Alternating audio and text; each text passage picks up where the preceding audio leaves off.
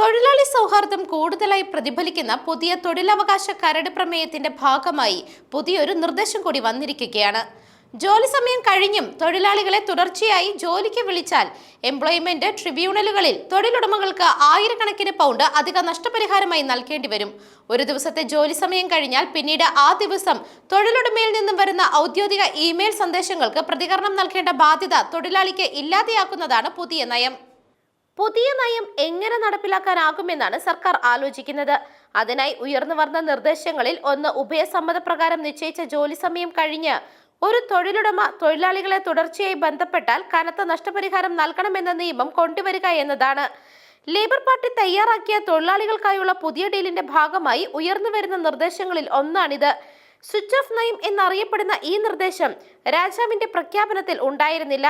എന്നിരുന്നാലും ഇതുമായി മുൻപോട്ട് പോകാൻ തന്നെയാണ് തീരുമാനമെന്നാണ് പ്രധാനമന്ത്രിയുടെ ഓഫീസ് നൽകുന്ന സൂചന.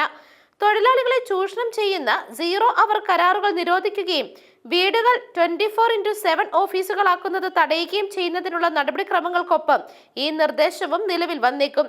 നിലവിലെ നിയമങ്ങൾ അനുസരിച്ച് തൊഴിൽ സമയത്തിന് ശേഷം തൊഴിലാളികളുമായി നിരന്തരം ബന്ധപ്പെടുന്നത് ഒരു ട്രിബ്യൂണലിന് സ്വയമേവ കേസെടുക്കുന്നതിനുള്ള അധികാരം നൽകുന്നില്ല എന്ന് ടൈംസ് റിപ്പോർട്ട് ചെയ്യുന്നു. എന്നാൽ പുതിയ നിർദ്ദേശം നിയമമായാൽ കേസെടുക്കുന്നതിന് മാത്രമല്ല അധികം നഷ്ടപരിഹാരം വിധിക്കുവാനും കഴിയും. എന്നാൽ ഓരോ മേഖലയ്ക്കും പ്രത്യേകമായിട്ടായിരിക്കും ഇത് നടപ്പിൽ വരുത്തുക. അതുകൊണ്ട് തന്നെ ഓരോ മേഖലയിലെയും തൊഴിലുടമകളും തൊഴിലാളികളും തമ്മിൽ ചർച്ച ചെയ്തായിരിക്കും ഇത് തീരുമാനിക്കുക. News desk മെഗ്നവിഷൻ.